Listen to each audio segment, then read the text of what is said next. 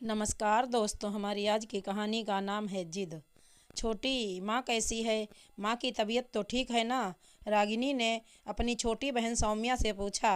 हाँ, माँ की तबीयत अभी तो ठीक है दीदी, मगर माँ अगर ऐसे ही काम वाली की तरह काम करती रहीं तो माँ की तबीयत बिगड़ते देर नहीं लगेगी, सौम्या बोली। वैसे भी माँ को कभी पेट दर्द, कमर दर्द लगा ही रहता है, और ऐसे में माँ जिद्दी भी बहुत हैं। उन्हें अपने हाथ से ही सारा काम जो करना होता है, अब उन्हें कौन समझाए। सौम्या अभी कुछ दिन मायके रहकर आई थी।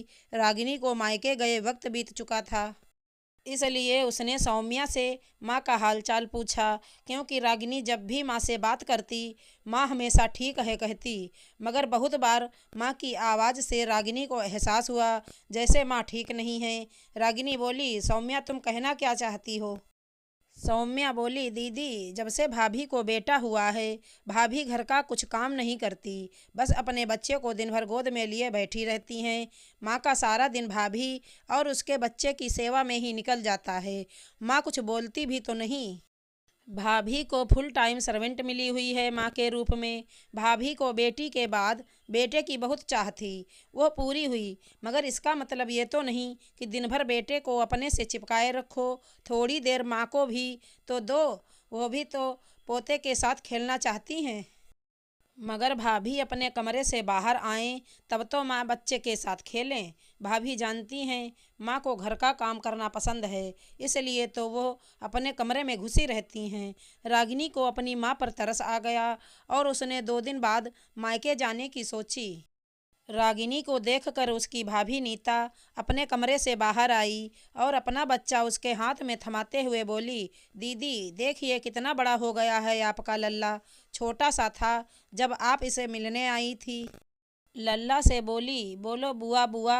बेटी आयशा फुल वॉल्यूम में टीवी देख रही थी। उसे नीता ने जोर से चिल्लाकर कहा, पूरा दिन टीवी देखती हो, टीवी बंद करो, लल्ला के कान में दिक्कत ना हो जाए। दीदी जब से लल्ला हुआ है आयशा पूरा दिन टीवी देखती है, किसी की नहीं सुनती। मैं तो पूरे दिन लल्ला के काम में व्यस्त रहती हूँ, मुझे अपने कमरे से बाहर आने का समय ही नहीं मिल पाता। रागिनी ने चाय नाश्ता किया और 2-3 घंटे बाद बोली, लल्ला तो बिल्कुल परेशान नहीं करता है भाभी, आप इसे यहीं बाहर खेलने दीजिए। एक ही कमरे में रहेगा तो सबसे लगाव कैसे होगा? दादा दादी बुआ सभी को कैसे पहचानेगा? रागिनी की माँ रमा जी भी वहीं पास बैठी थी। उन्होंने रागिनी को आंख दिखाई ताकि रागिनी कुछ ना बोले, मगर रागिनी प्यार से बोली, भाभी मैं जानती हूँ आपकी चाह थी, आपको एक बेटी के बाद बेटा हो, मगर मातृत्व के सुखद एहसास में आप घर, अपनी बच्ची सभी को नज़रअंदाज कर रही हैं। आप लल्ला को लेकर अपने ही कमरे में घुसी रहती हैं, तो आपकी बेटी आयशा पूरा दिन टीवी देखेगी ही ना। भाभी आप बुरा मत मानिएगा, मगर मैं आपके भले के लिए कह रही हूँ। माँ की तबीयत भी अब सही नहीं रहती, तो लल्ला को आप माँ को संभालने दीजिए, ताकि माँ बैठे बैठे लल्ला के साथ खेल सकें। और माँ घर के कामों में हमेशा आपका हाथ बटाती आई हैं, तो आगे भी बटाएंगी, मगर पूरा घर का काम माँ पर डालना सही नहीं है। नीता बोली, दीदी मुझसे घर का काम नहीं होता है, मैंने माँ से कहा था कि हम कुक रख लेते हैं, मगर माँ ने इनकार कर दिया। कुक रहेगा तो दोनों को आसानी हो जाएगी।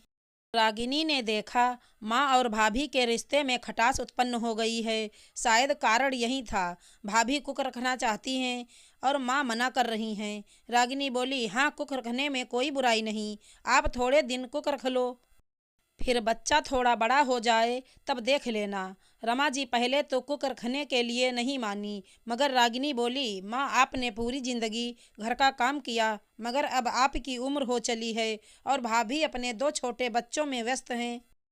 जब उन्हें एहसास होगा कि अब वे रसोई संभाल सकती हैं, तब वे देख लेंगी। आप अकेले कब तक काम करेंगी? तब जाकर रमा जी ने कुक रखने की हामी भरी। दोस्तों, कभी कभी छोटी छोटी जिद के कारण रिश्ते खराब हो जाते हैं। बेहतर है वक्त रहते हम सब संभाल लें।